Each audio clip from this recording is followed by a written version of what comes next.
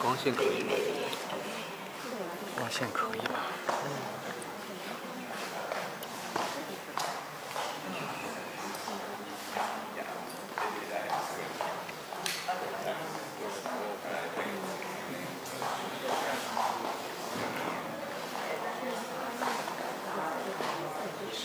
应该是最多的一个。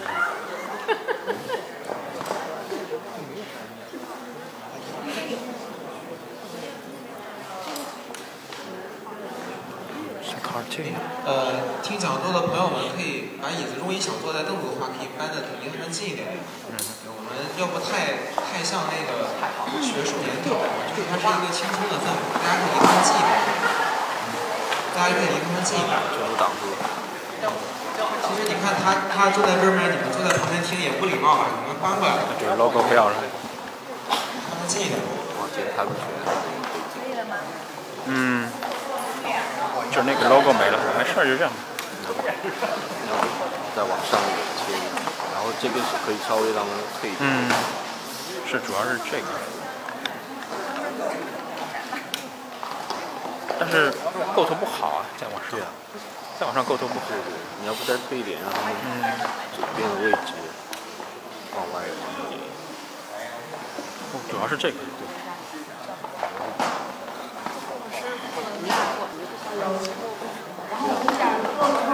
好像不行，对，你那个位置，不要看这个画，可以发微信，然后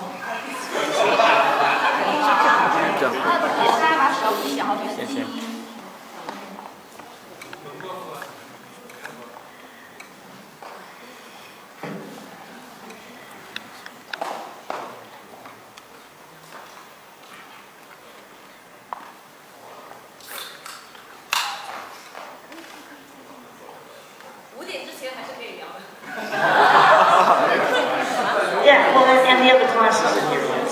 我跟他们说，待会儿让他们不要起来。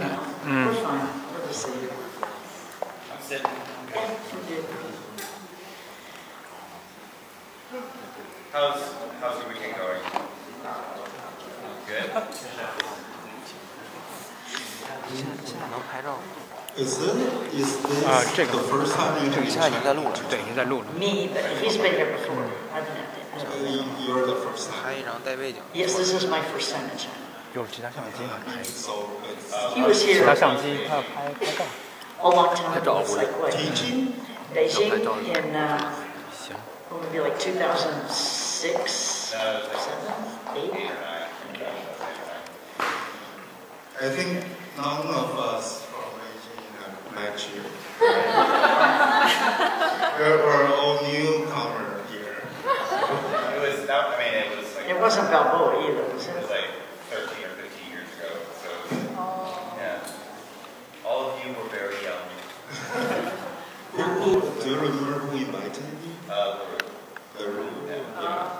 Do you know LaRue? Not well. Not well, but you know. Yes, I know. Yes. What do you know about LaRue? Not a lot. Not a lot. No. I mean, this is my first time here, so. But you know something. Yeah. But it was mostly from him. Okay. Well, how was the experience there? Good. Yeah. Turn yourself on.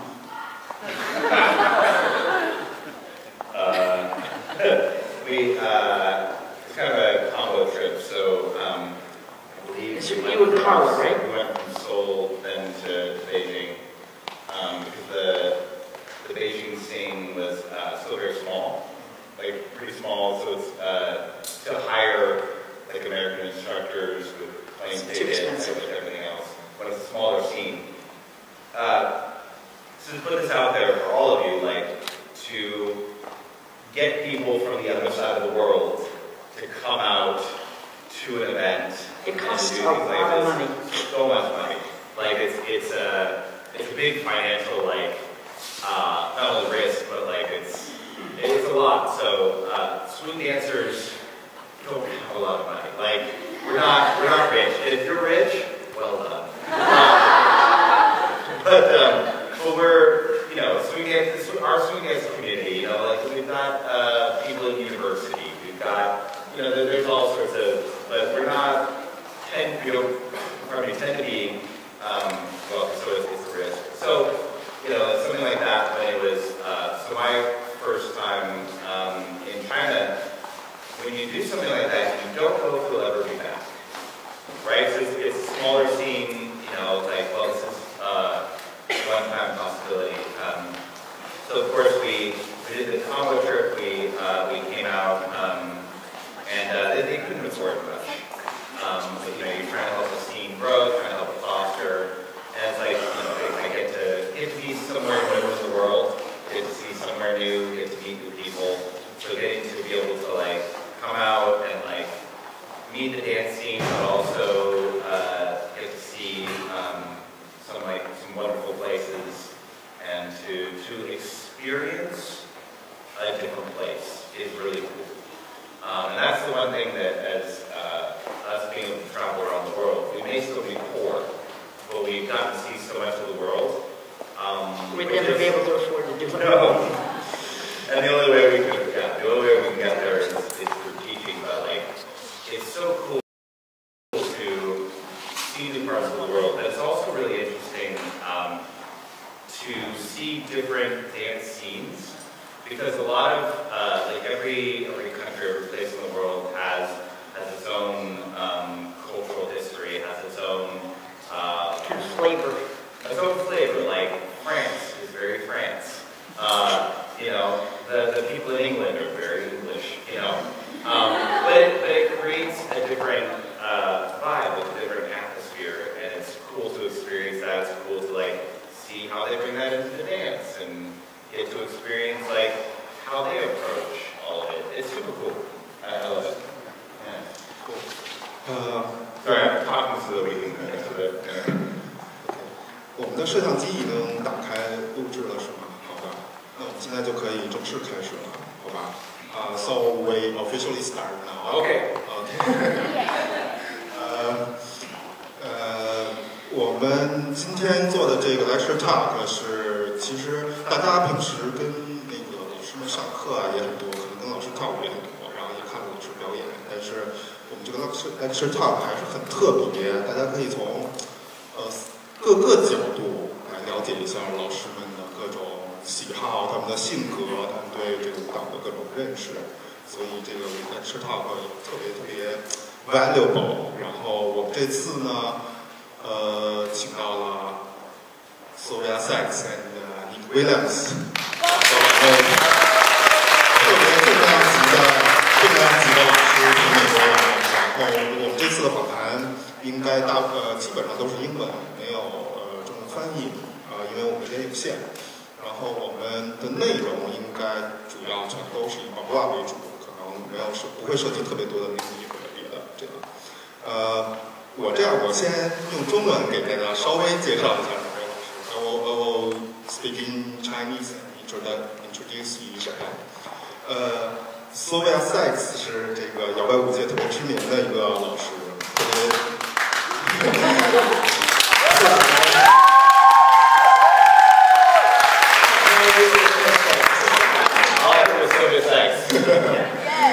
杰出然后受人尊敬的舞者、老师和组织者。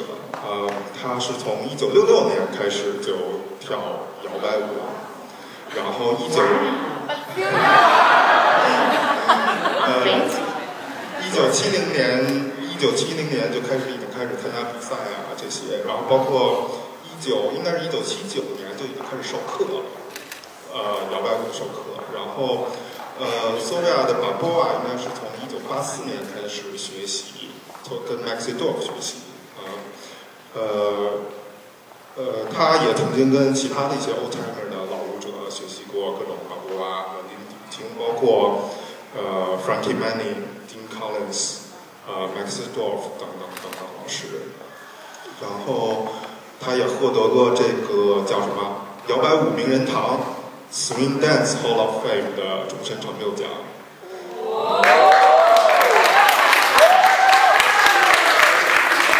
同时，他也是我们熟知的这个活动 IOHC 的共同创办者之一。然后他就是多年为摇摆舞发展做出了很多努力，所以他现在也是为什么大家抢着来邀请他来授课呀和参加活动，特别是他来参加活动当老师啊，包括当裁判。我不知道，他也应该很多舞者称他为 Queen of Balboa， 我不知道这个对不对 ？Have you ever been called Queen of Balboa？ No, simply not. No. OK 这个so有 sense。那么下面我们 Not that good yet. 下面我们介绍一 Maybe 下 another 30 years. 我们介绍一下 Nick Williams， 他也是一位美国知名的摇摆舞者和老师。他从大致是1998年开始接触摇摆舞，特别是他跳很多个舞种 ，Lindy、Balboa、Collegiate Shag， 很多个舞种。他对老视频的各种老视频和 Old Timer 的跳舞风格有很多的研究，然后也获得了很多次无数的摇摆舞大赛的奖项。他曾经是 You Think You Can Dance 的编舞，就是那个像真人秀电视上的那个跳舞真人秀 You Think You Can Dance， 武林争霸，争霸。然后他参与过这个编舞给上面那些舞者，然后他同样也是摇摆舞名人堂的获奖舞者。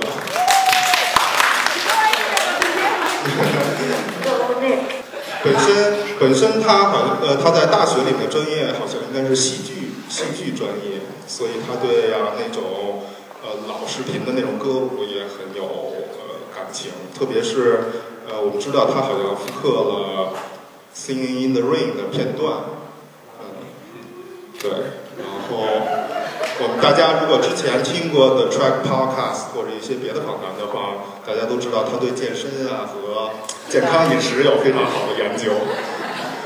那当然，大家也知道他是一个不折不扣的星球大战迷。Yeah. Star Wars. I have no idea. Star Wars. 好，这就是两位老师的简单介绍。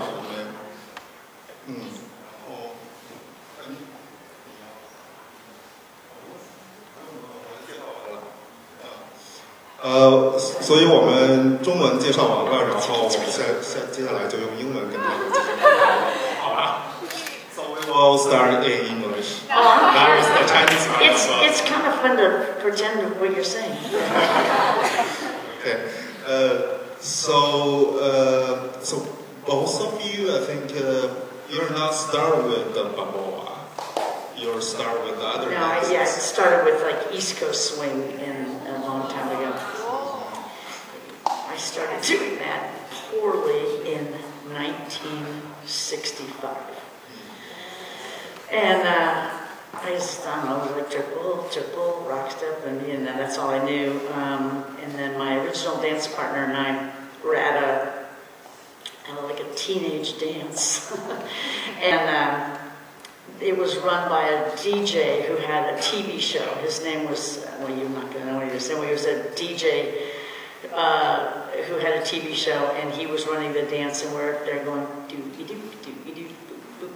and he was, and this was in the days of the jerk and the twist and the no partner dancing. And so he was like, "Hey kids, you want to come on the show?" And we're like, "Ooh, yes."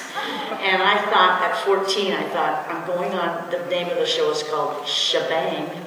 And I thought that was going to be the highlight of my life. I was going to be on this TV show dancing. I was really excited by that.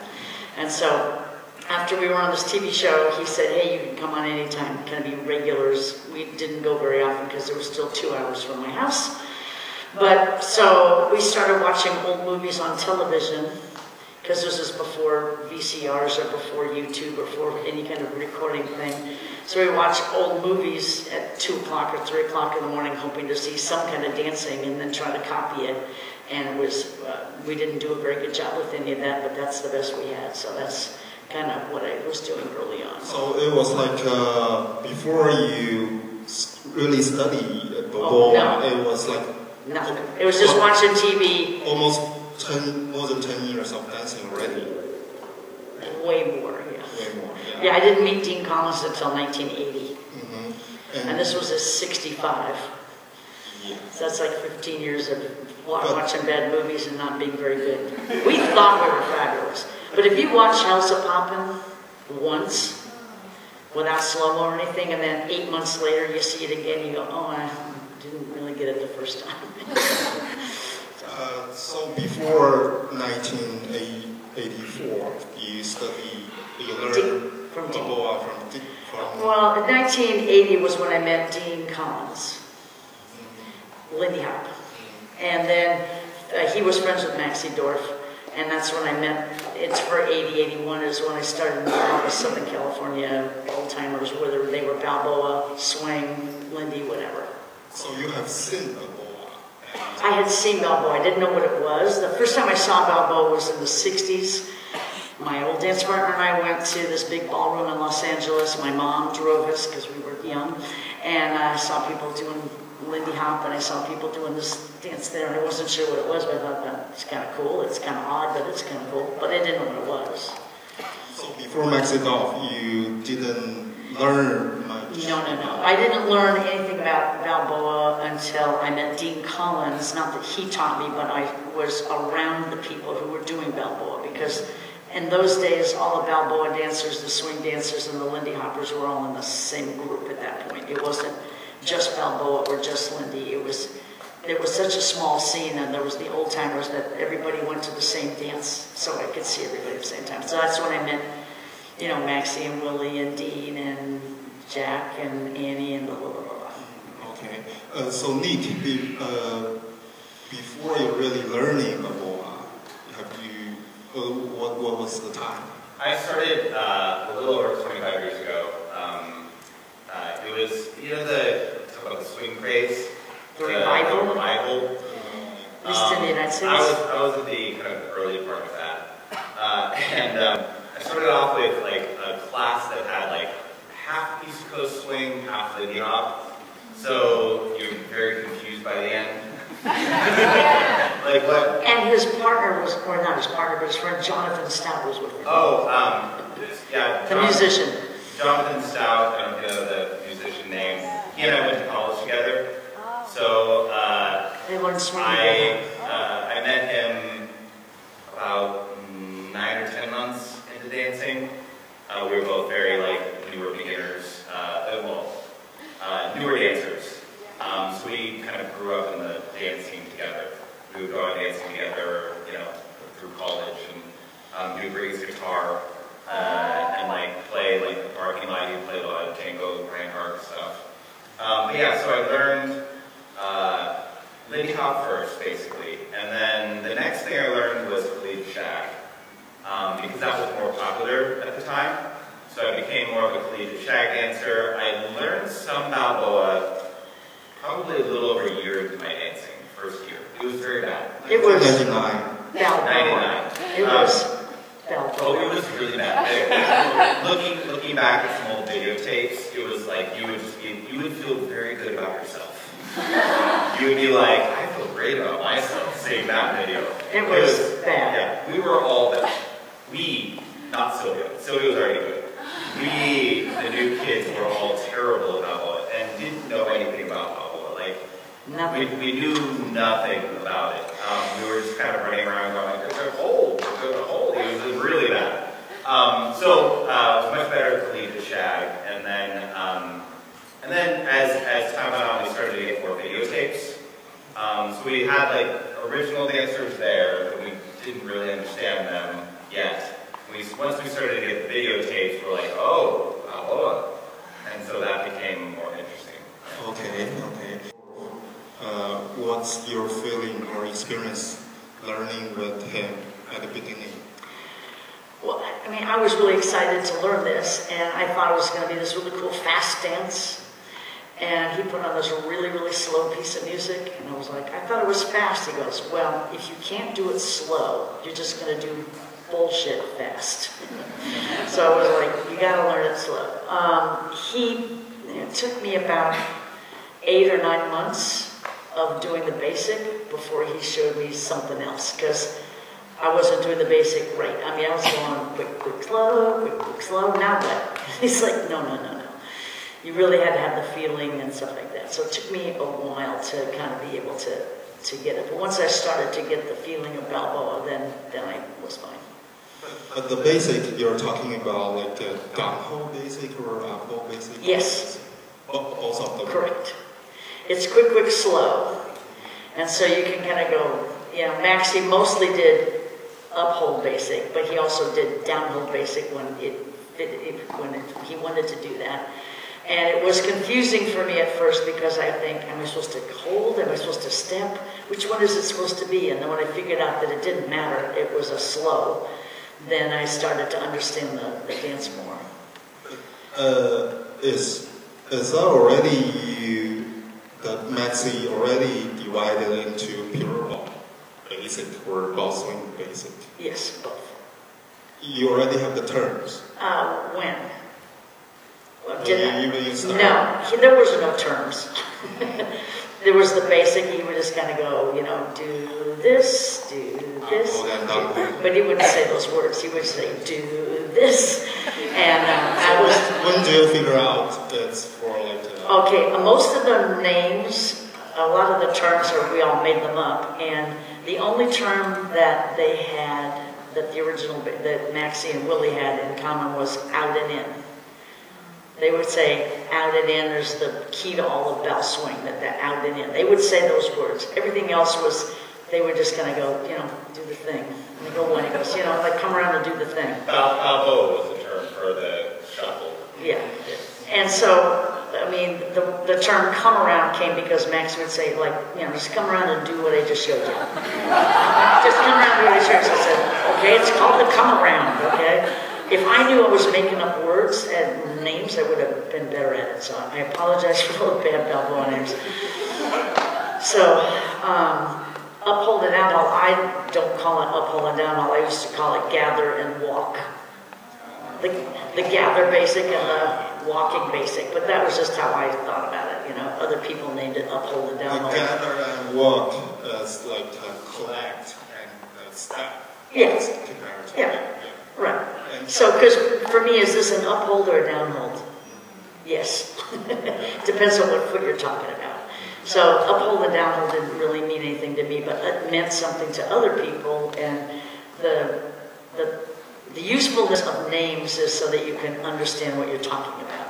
It doesn't matter, so the uphold and downhold doesn't mean anything to me, but it means a lot to other people. So that's a term that's become common. So, did any of these terms coming from you? Some of it. No, not come around. Toss out, throw out. Yeah, throw out. So toss out and throw out are the same thing. Yeah, I used to call it throw out because it kind of reminded me of throwing out. Actually, Maxie said throw out. Oh, he did? Oh, good. That's what There's video of him saying throw out. So, throw out, and then people got really pissed that sounded violent. Yeah. So we're not going to throw, we're going to toss. Around like 2005, around there, people were like, oh, throw sounds too violent, so let's say toss. But it didn't change anything. So now we're going with two terms, but it means the same thing. But toss out is not an original thing. Really? It doesn't matter which one. It's the same in your understanding? Because I understand this toss out is the first half you're doing come around and toss out. If you are doing out and in. Oh, out and in is different. But toss out and throw out are the exact same let thing. Go ones. There's no difference in the term. No difference on the first half. No. 1, 2, 3. Come around is one thing. Come around is 1, 2, 3, 4. Is a thing. Out and in is a different thing. So, come around is 1, 2, 3, 4. Letting go is the toss out, throw out. And then what you do afterwards could be a come around or out and in. Does that make sense? People, Sorry. sometimes people talk about like the whole thing, like from come around to the turn part to the come back together. Some people refer to that as throw out, as just they think of the whole sequence. But it's made up of like come around, the turn part of it, the throw out part of it, either come around or out and at the end. So it depends on how we're talking about it. Like when we're in a classroom, a lot of times we're like, we're going to learn the throw out, which for most people will mean come around, the turn. The whole 8 count thing again. So it just depends on the context. Both of them are fine. Yeah. And the terms are less important than the understanding. Because this is not a codified dance like ballroom dances have specific names and a specific figure that needs to be done in a specific way. Balboa is not like that. It's a living, breathing, more of a jazz-oriented dance. So because of that, the terms are what just for your understanding. It's not like there's a book of terms you have to memorize and you better call it this because if not, you're wrong. So. The original dancers didn't name things because they didn't need to because there weren't classrooms. That's right. They just danced. They just danced. When Maxie was teaching me something, he'd go, okay, I do a little cross thingy. And I go, what, like, so crossovers? Because he said, did that cross thingy because when I was learning how to lead, he wanted me to do this, like that. I'm like, okay, well. So I had to figure out what it meant, so I made up names that made sense to me, so by the time I drove home, I could still practice it. Interesting.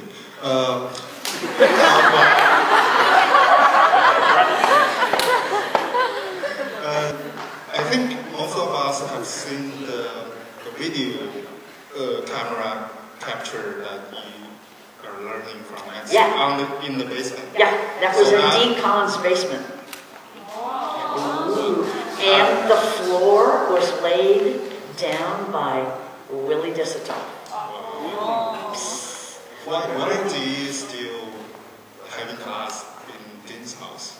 Because, well, Dean died, and Maxie was saying, teach me, but he didn't have a place to go, so I asked Dean's widow, could we use the basement again? She said, oh yeah, sure, come on. It was free.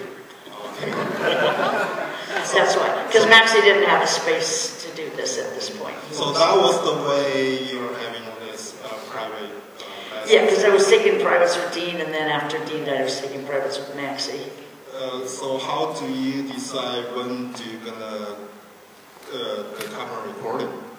How did I decide? Oh, I just figured every time we had a lesson with anybody, we recorded it with their permission. As long as we didn't share it, they didn't want us to like give it away or anything. You recorded the whole class? Everything. No, yes, I recorded everything. But this is the sad part. My house burned down in 2009, and I lost almost everything I owned. There was a few of these tapes that happened to be in another part of the house. They were put in the wrong sleeve, so instead of having the lesson stuff, it looked like a recorded movie or something, so it was another part of the house. So luckily, not everything was lost, but I lost all my records, all my books, all my recordings, all my tape. There's thousands, I had 1,500 VHS tapes. Bye-bye. You know? So there was very few left, and so I was able to kind of get those to Nick so that he could, we have to edit them, not for secret stuff, but the recordings were allowed because it was just for my use so I could remember stuff. I was paying for the lesson and they were all okay with you can have it. But they weren't speaking in ways that they would want the general public to hear. You know, like if you're just talking with your friend, you're going to say things that you don't necessarily want recorded and broadcast. So I take that into my responsibilities to edit out all the stuff where they say bad things about other people or something like that. All that asshole, blah, blah, blah, blah, blah. So, you know, all that's gone. Anything to do with the dancing is there. You know? So, because I want to share that with you. So, when you look at those recordings of me dancing with Dean or me dancing with Maxie, Just don't look at me, because I was horrible. Just look at Dean or Maxie, but yeah. So how long have you been learning from Maxie? I started in 1983, and until he died in 2000. That's 16, 17 years. I guess.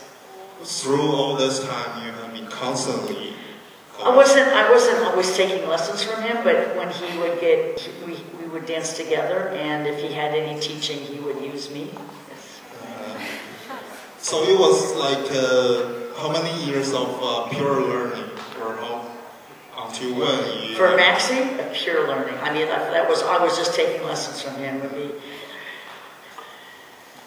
4 or 5, something like that. 4 or 5 years. Yeah. And then after that, we would just dance together, and he'd tell me yes or no. Yeah, don't do that. So is there any change of way of communicate with you from Maxie through all these years? I mean, he would just phone me up. He would just call me up and say, "Hey, how you doing? You want to go here?" I'm not quite sure what the question is. I'm sorry. Like the teaching method, or? Well, he wasn't, he really wasn't a great teacher at first, because he didn't know. He said, "This is how I do it." He was such a great leader, he couldn't really break it down because it was just a natural move for him. And so trying to break it down, he was like, "Well, you just do this, and it's perfect." And I would do it, and he'd go, "No." I go, "What?" And he'd go, "Not that." Because he was so good at it that breaking it down was difficult. So for us to break it down the best we could took a long time. And also then he saw that we were trying to be able to pass it on to other people, so that he thought that that was a good idea, as long as I did it with the right feeling. So, is there any signature moves? I know all the There's a whole bunch of. There's signature move for Maxie? Yes. There's a bunch of them. There's rocks, there's the swivels to the stop step, there's... Maxie stops. Yeah, double turn your hand back, yeah, like the Texas Tommy. Maxie was known to be, as other people said, that he was the best of all time. Best bell swing dancer. Yeah, bell swing. Not just pure. So, he was... He had a lot. He was, I don't know who you guys, do you know who Don Hampton was? Yes. Okay, so Don Hampton was a singer, but she was also a dancer, but who was so musical, it was amazing. So she would be in a dance contest or dancing a Duke demo, and she would just kind of move her finger like that, and the place would go wild because she was the perfect movement. Maxie was like that. He was so musical that he could do basic, simple things, but they were so perfectly in time to the music or interpreting the music that it would be thrilling. The basic things were so beautiful, he didn't need super fancy things. We were dancing in a huge ballroom called the Hollywood Palladium, and we're just dancing, and he's just doing out, and he's just messing around with out and ins. He's just doing out and ins, and people stopped dancing, and then this huge circle around him, and he just did out and ins.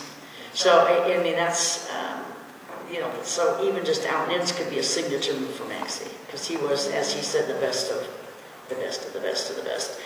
But when I would dance with him, I would think I was fabulous.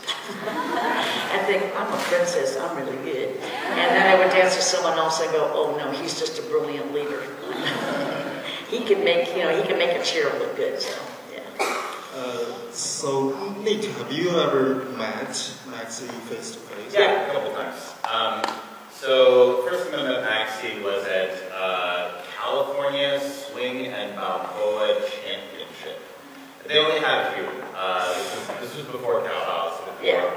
Before this Balboa weekend. This was in like 99, right? So, yeah. 98? Yes, yeah. I've been 2000, the first one. I was actually sitting at the table with Alan March teacher.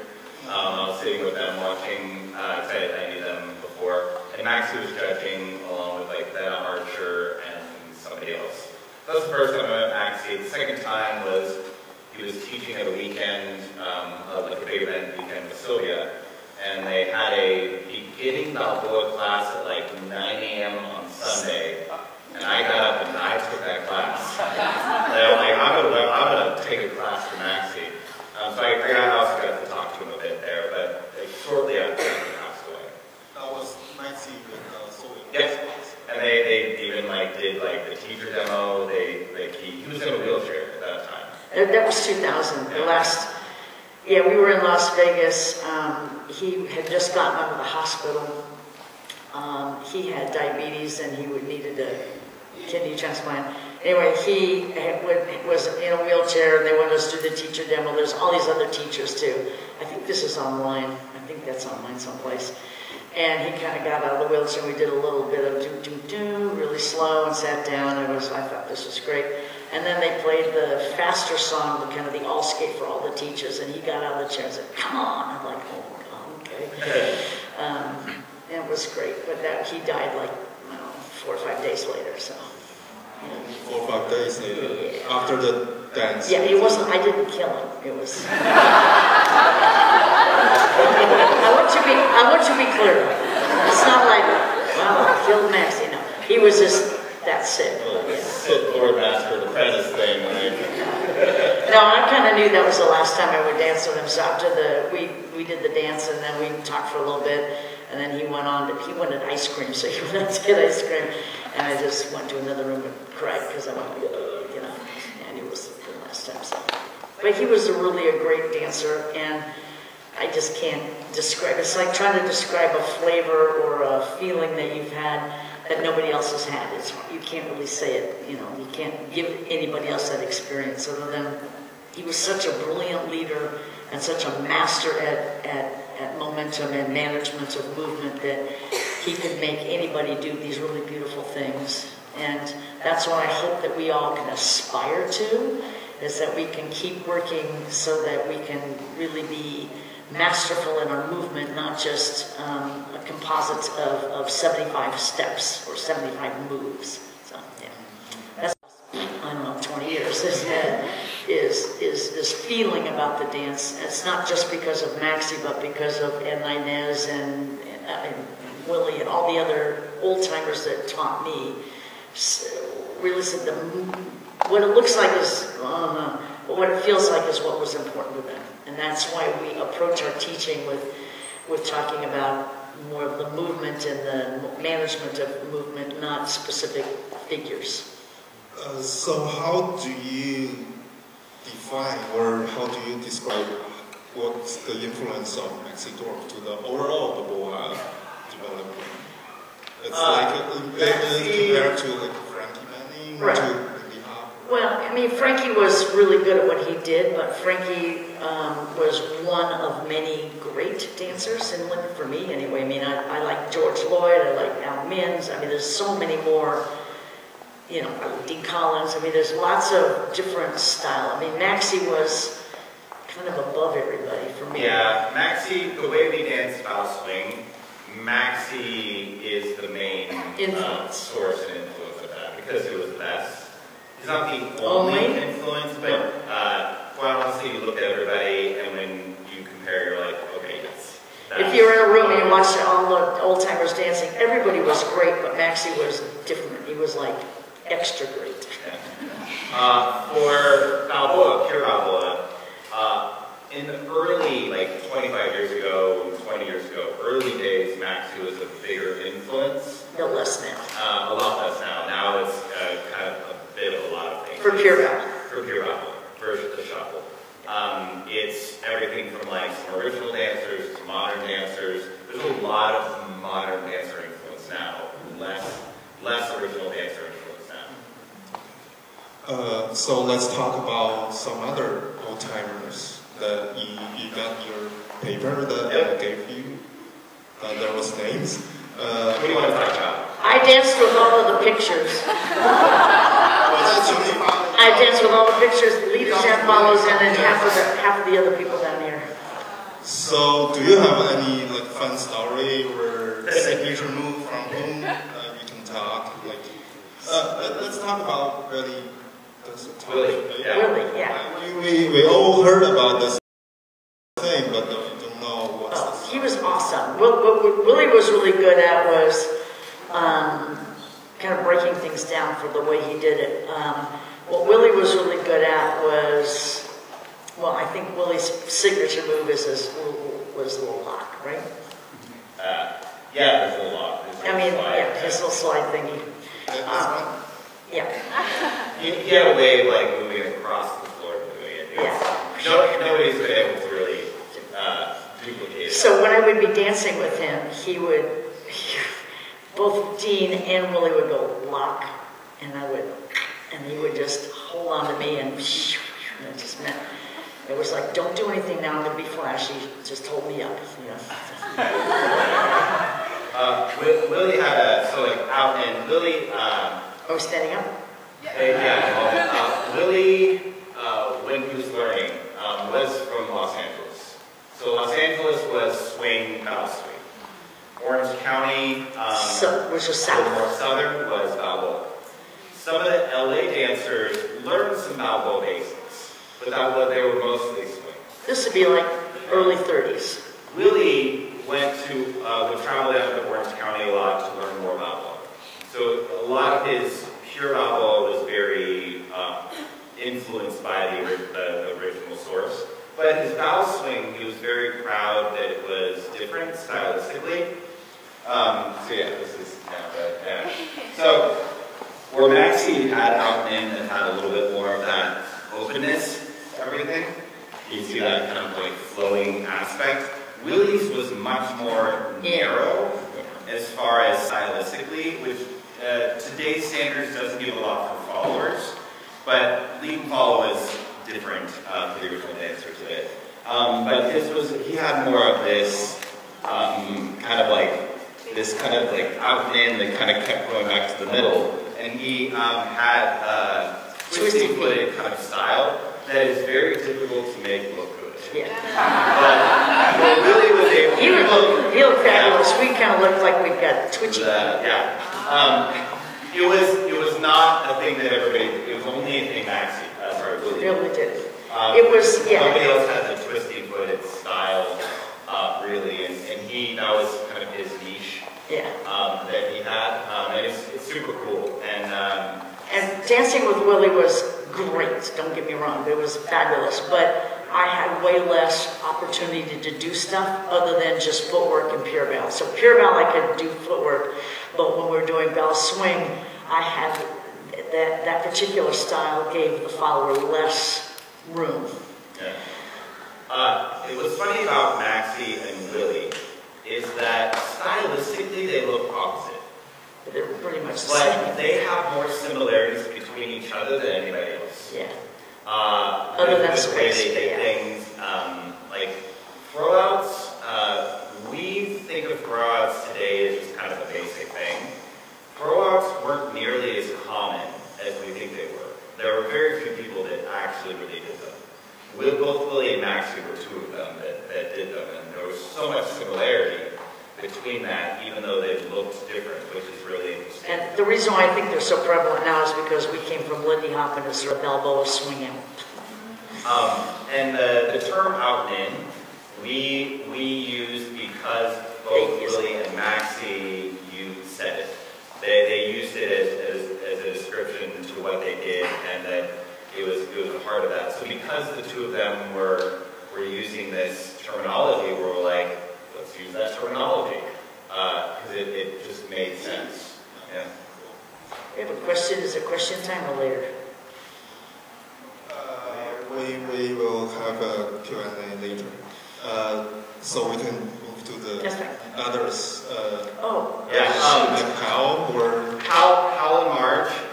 So Hal was an original swing dancer. And have you heard of the Bobby McGee's? Yeah. So Hal and Marge. Marge was a DJ. Marge started dancing later than Hal. Marge started in the 1950s. When she married him. Yeah. And but Hal was an original dancer from LA. But Hal only liked to do things Hal's way. Hal didn't want to look like anybody else. Nope, and he didn't. His phrase that we still use today is, if you ever heard the phrase, "Show me something." Hal would tell us when we would see him, he'd say, "Show me something." Now, when he said that, in your brain as a young dancer, you're like, okay, I'm going to show you your move. I'm I'm going to do your move. But that's not what he meant. What he meant was, show me something you created. So whenever we use the term show me something, it's show me what you've got. Show me what you're bringing to the table, which I find super interesting. But that was the big thing about is if you were going to do something Hal, you're going to do it Hal's way. But that's not what he wanted of you as a dancer. He wanted you to also bring something of yourself. So he was very picky about his things, but he wanted you to be your own dancer. And Marge was, of course, a DJ. Marge is still with us. Almost. Yeah, but not doing well. But yeah, so that, but Hal and Marge you can see in all the Bob McGee's because they were running it. So they're organizing this party at Bob McGee. More Marge.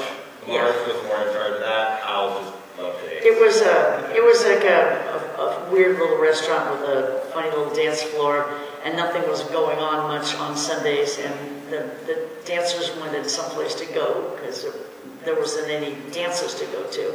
So she would come and she offered, well, if I DJ some stuff, is it okay if we use the floor? And they go, oh yeah, sure, you know. So the Lindy Hop kids, the old timers that were doing Lindy Hop, that were doing any kind of swing, doing any kind of Balboa bell swing, would come to that because it was that or nothing. So every Sunday there was a restaurant that had different locations. So every Sunday they would go to a location, and that started in the 70s. I'm not sure, like 78, 77. It was around 78, 79. Yeah, okay, 78, 79, and I went in 1980 was the first time I went with Dean Collins, and one of my favorites ever.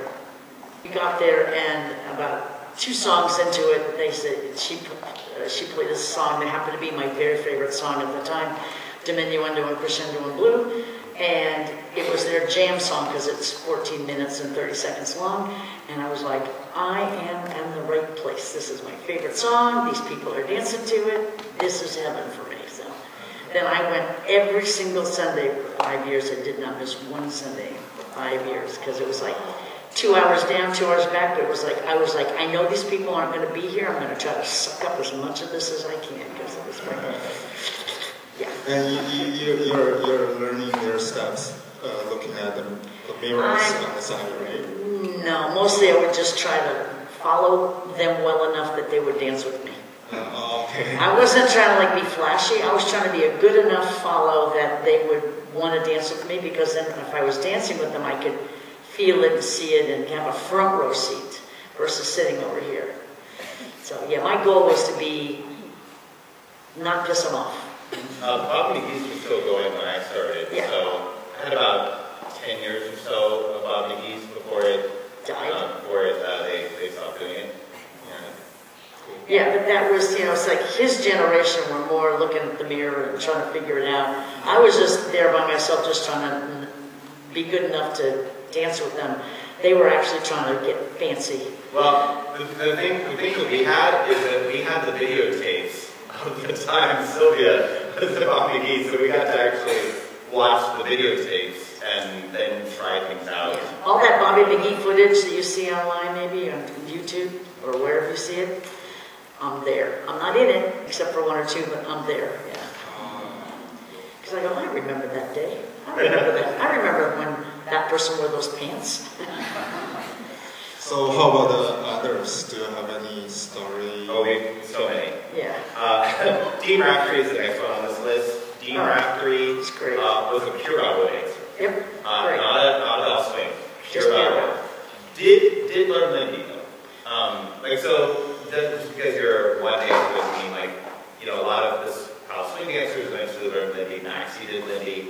But Dean Raftery was definitely a pure Bal dancer, but what we refer to as a flat-footed dancer. So in Orange County, by the coast, you had this is where kind of Balboa was created, but a little bit more inland. It's places called Redlands and Pacoima, not that you know these places, but inland, they were flat-footed. The coastal people were on the balls of their feet, and so the inland people called the coastal people toe dancers, and the coastal people called the inland people flatfoots. So they all have flatfoots, all them toe dancers. What's funny, I think Dean Raftery, his style is the most misinterpreted. Yeah.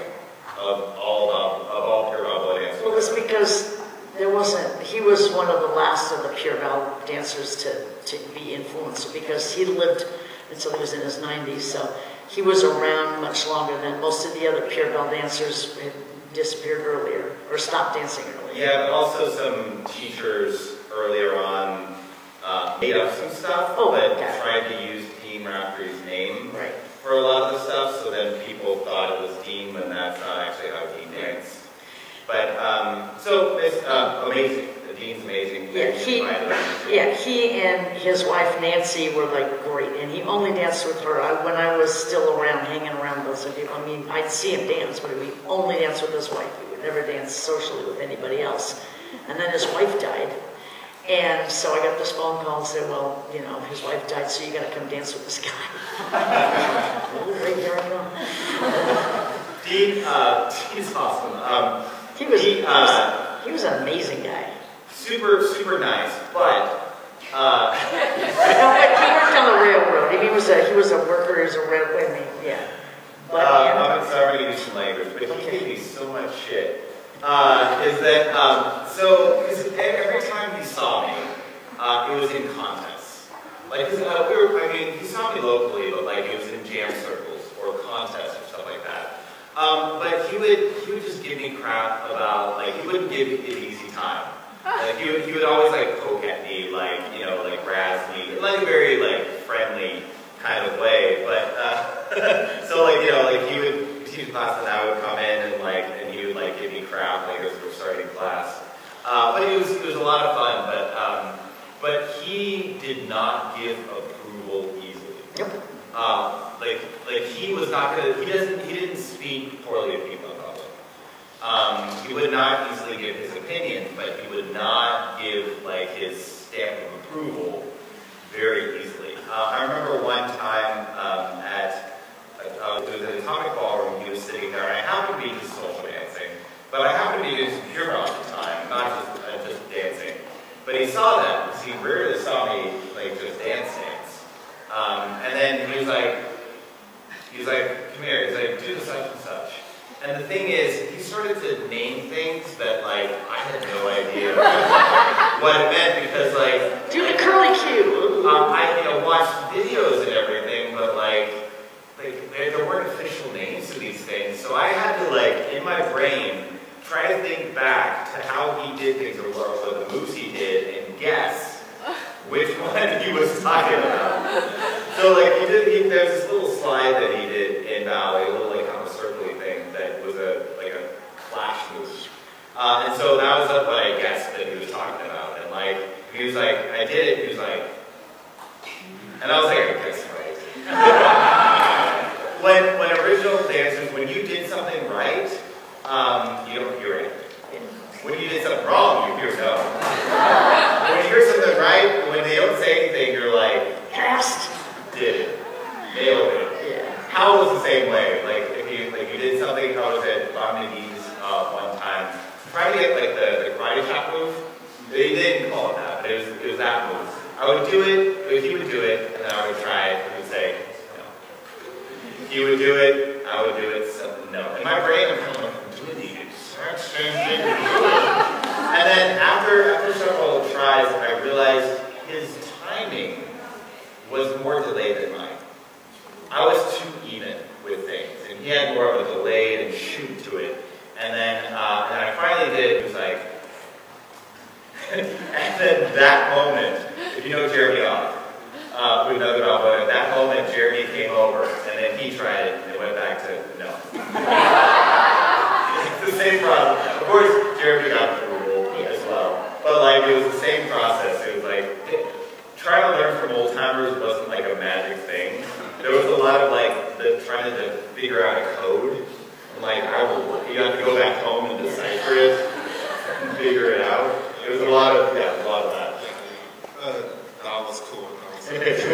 Yeah, and with Dean Raftery, he was really good at slow Balboa. Oh, yeah.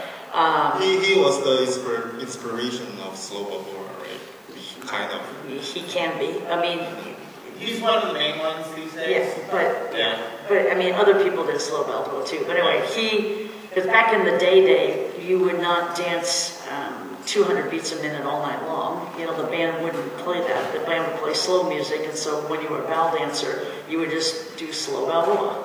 But not the slow Balboa the way it's being taught and passed on now. It's kind of like a whole, almost a different dance now. It was just the slower version. Anyway, we were at Cal Bal, and he was supposed to teach the slow Bal class, but he was already in a walker, and it was very difficult for him to even stand up at all. And so Nick worked really hard, and really hard to like try to be able to do exactly what he was doing on the videos and stuff like that, so that he would teach the class, but Nick and I would be the physical interpretation of it. And I thought we were doing fabulous, but apparently we weren't. He was like, no, I'm not. And then he's old. He gets up on this walker and he goes, okay, it's more like this. And he outdanced us on the walker. I mean, this old guy, 90-something years old. 90-something years old, you know, 6 months before he died, he's on this walker, and he's just, the way he's doing it, he did it better than we did. So I was like, well, you know, here we go. You think you have it, but you don't really. Classic slow Balboa was much simpler. It wasn't a whole dance. It was just dancing Balboa slow. Smoother. Way smoother. Yeah. I mean, people have taken what they know about slow Balboa and invented a lot of things around it and made new moves and stuff like that. So it's kind of a, not quite what it was. Yeah, it's kind of a different thing. It's kind of like a developing into its own little dance differently than it did, you know, 30 years ago. Yeah. It's just different. Yeah. So I think we're gonna wrap up about this old-timer information. But before wrapping up, I think there's one thing that most of us are anticipated most. Is there any dramas between all these old-timers? Yeah. Yep. Yeah. Sure. They knew each other since they were kids. Like, it was like high school. Like grade school, right? Like, there were different, like, little cliques, friendships. People got along, people didn't get along. Or, like, they got along sometimes, and they fought, and then they didn't get along. There was all of that. Yeah. Like what they do now, right?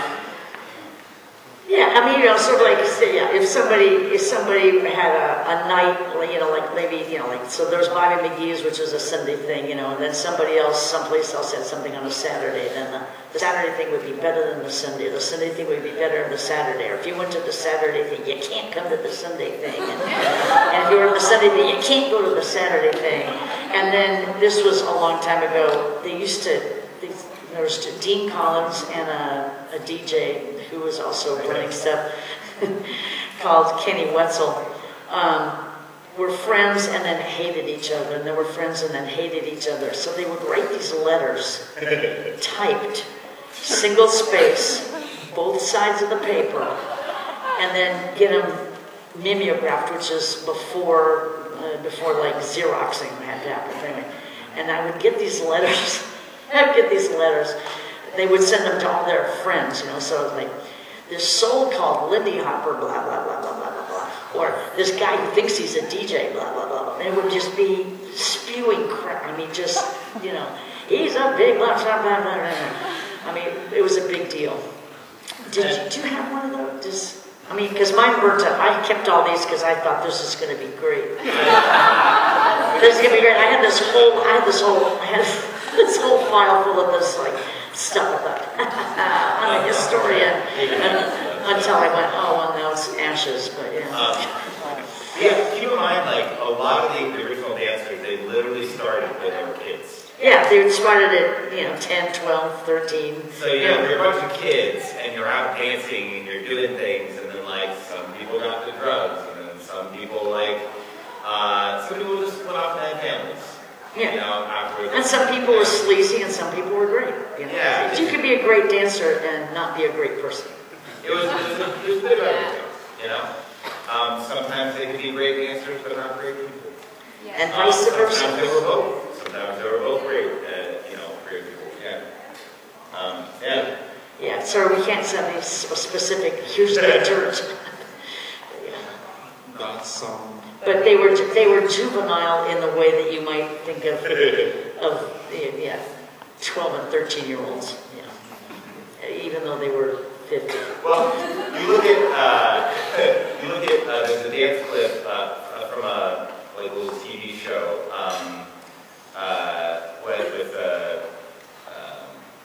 at Bob McGee's. I'm going to try to pick up a phrase right now. I have no idea where you're going. So anyway, they were the interviewers interviewing Dean Collins. Oh, got it.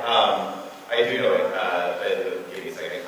But this is on YouTube. This is everywhere. But like the way Dean is introducing certain people. Like there's certain people who's like, that's the best around, and then like Alan Marks come out, and how Dean they got along, but they got along fine. They both had big egos. Yeah, you got two dancers with big egos, and it just doesn't. Yeah, but they were fine. But it was like they definitely had that, and like Dean would say things like, "Yeah, you just can't keep those two off the dance floor." And like just kind of like trying to poke at that, like it's like there were like childish things like that. Yeah. Well, that's something. That's something. It's something. Yeah. Information. Yeah. Well, I think we will wrap up this old-timer topic because I have a really important question that directly from Sylvia. All right. To ask. It's the most important question of this lecture talk. And the question is, what is Balboa? If I knew, I would be wealthy. Yeah, I don't know. What is Balboa? It's a really great dance.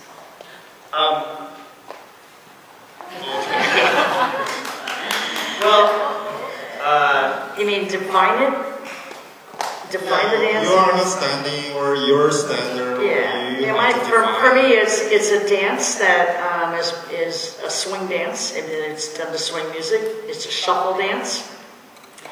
It's two people kind of melding together with individual footwork possibilities, but we're melded together. And the old timers told me it should feel like you're floating on a cloud, and that it's a secret, really a great ball dance. You have these dances that you remember. A great ball dance would be something where it's a secret between you and your partner and the music, and nobody else knows how fabulous it was. It's a secret between the couple and the music, not between the people watching them. So it's kind of like the opposite in some ways of Lindy Hop. I mean, you can have a great Lindy Hop dance and it feels really great, but it kind of matters what it looks like. And Balboa is like the opposite. It's a very intimate, internal kind of dance. And so it's very difficult to sell this to people or to get people interested, because you're going to work like 6 years on being able to do this. And no one's going to know when it feels really great, and versus you can like just learn, you can kind of learn some Kiki Charleston stuff in a half an hour and get a hot date, but you got to go like, hey, ooh, I'll take you, versus like, hey, how about this? So it's a much more difficult dance to get people interested in, and it's much harder to learn. So, yeah. I wish you told 18-year-old me I could get a hot date, because that's how I dance. I mean, Sylvia said it beautifully, but also keep in mind that when you say Balboa, for me, when talking about closed position Balboa versus Balboa swing, you can't really, because they started off as two different dances. But, the last 30, 40 years, they've become, the umbrella is in both of them. And so really, like, when you're talking about either one of them, you have to kind of define them differently. Because the open work stuff, the swingy part. Yeah. But yeah, so like bow swing, classically sometimes referred to as swing, bow swing, swing now. There wasn't like a specific term with that. You kind of approach a little bit different. Really when it comes to bow swing, it's this, it's essentially kind of this consistent kind of like flowing water type of movement that we can kind of turn into different directions. We can have it rotate, we can have it flow through things. It's got that kind of like... It's kind of you're speaking the same language of Bruce Lee. Essentially, it has a lot of kind of those martial arts type of like kind of Bruce Lee kind of aspects to it. And I know he describes it being water, but essentially movement and flow in any form, right? Like whether you're doing martial arts, whether you're doing dancing, whether you're doing athletics, there is a fluidity to those who are the best at doing it. As a common thread. Yeah.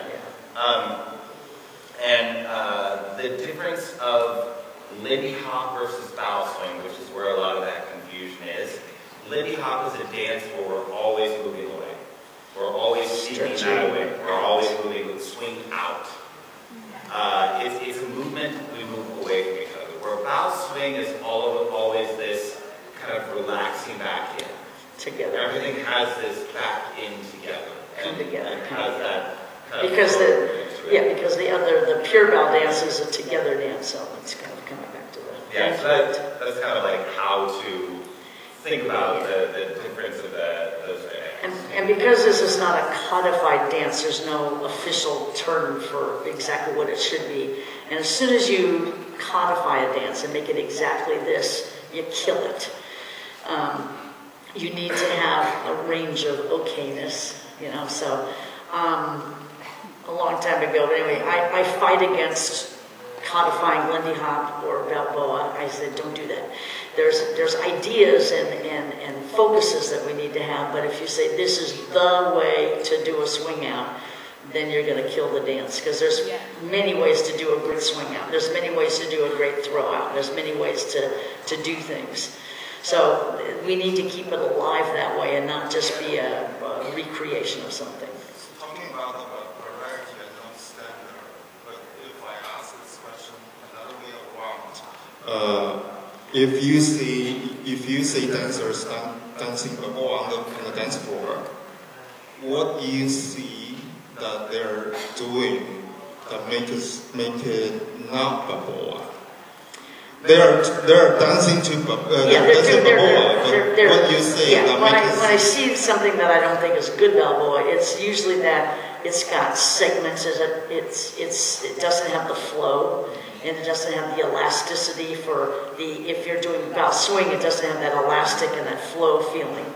It's like jum, jum, jum, jum, jum, jum, jum. I would say they're trying to do Balboa, they're doing Balboa-like moves, but it's just Balboa moves, it's not really the dance. And the same thing with pure bow, when you're doing the closed position stuff, that you want the flow to be there, not just standing there doing fancy footwork. It's not specific set figures that make the dance. It's the soul of the dance and the movement of the dance that matters to me more than any of that other stuff. One thing I'd like to put out there is kind of our mental approach, mental emotional approach to certain things. Like, how many of you, before learning Balboa, learned another swing dance like Lindy Hop? Most everybody. How many of you are afraid of doing Balboa like Lindy Hop? Yeah. There's a lot of that mentality. You start Balboa and people are like, oh, you're a Lindy Hopper. Yeah. Well, so were all of you when you started Balboa. There's no difference. So as soon as you start to learn a dance, and you care at all about learning and progressing yourself in this dance, you are immediately a Balboa dancer. Because you're taking the care, you're taking the time to start to learn. Doesn't mean you're good, but you're a Balboa dancer. Okay, so make sure we got that right. I mean, it takes time to become good at a dance. Right. But it's like, eventually you start to learn the differences between the dance. You start to learn this and that. So don't worry about the idea of doing a dance right or wrong. It's better or worse. keep progressing, and if you're, whatever you are today, you're better than you were 2 years ago. As long as you keep progressing and don't just assume, oh, I made it, I'm fabulous. Yeah. If we keep our mind open to like learning and progressing and getting better, understanding the dance. I went in the deepest dive you could ever go into. That very few people have ever done in the deep dive of like studying every dancer, learning from every dancer, the original dancers, studying every person, every clip, figuring out everything that they did so I can understand this dance. You don't have to do that. This was an obsession, and try to really like dive into that to understand what the heart of that was. But the more I did that, the more I realized how simple the dance was. It's a very simple dance. It's just not easy. Yeah, and that's why because it's so simple. It needs to be a thing of beauty, and if you can do a lot of flashy stuff, you can get away with kind of not being great. And when it's super simple, you have to be really good at it. And the one thing that made everybody the same when it came to Balboa was how Sylvia described it. That was the root of all of it. That was the similarity between. Yeah, that's the thread that runs through all the different styles. You need to ask us something else, right? Yes. I can tell. Our time is limited. I will move to the next question. That will be the last question I ask before Q&A. Okay. So as a DJ myself, I was constantly struggling of what makes a good Balboa music, what makes a good social Balboa music and competition Balboa music. So what do you think about it? Well, for me, I think about good bal music as being a subset of good swing music. I don't think that all swing. Sometimes you listen to something, I just want to swing out to it. I don't want to bow to it. But then it's not about the speed tempo, right? No, not for me. Because it's got to have a shuffle feeling. So if it kind of has that shuffle feeling, then it can be a decent Balboa song. Not every piece of swing music has that shuffle feeling to it, because it is a shuffle dance. So for me, that's and then I just need to like the music. You know, if I don't like the music and it's a good shuffle, I'm going, I still don't want to dance to it. So. As far as rhythmically is concerned, you know, a Charleston type of feel, it could. Well, that's not shuffly. Yeah, that's there are songs that have that just don't feel right for Val because it's got too much of that up and down. Something that has a little bit more of a drive to it, whether it's kind of a shuffly drive or like a driving drive, like Man from Mars, yeah. Like it drives, and then but it still shuffles. And then something like a small group where like there's the like Jamaica Jam would have more of a shuffle. Both of those are great for bow swing, but they're different feels. But it's got that more kind of like driving versus the like traditional jazz music, you know, New Orleans style stuff like that. It's good music. But there's a reason why Lindy Hop did not develop in New Orleans and Balboa didn't develop in New Orleans, because that music does not support those dances. That music supports Charleston or some of those things, you know.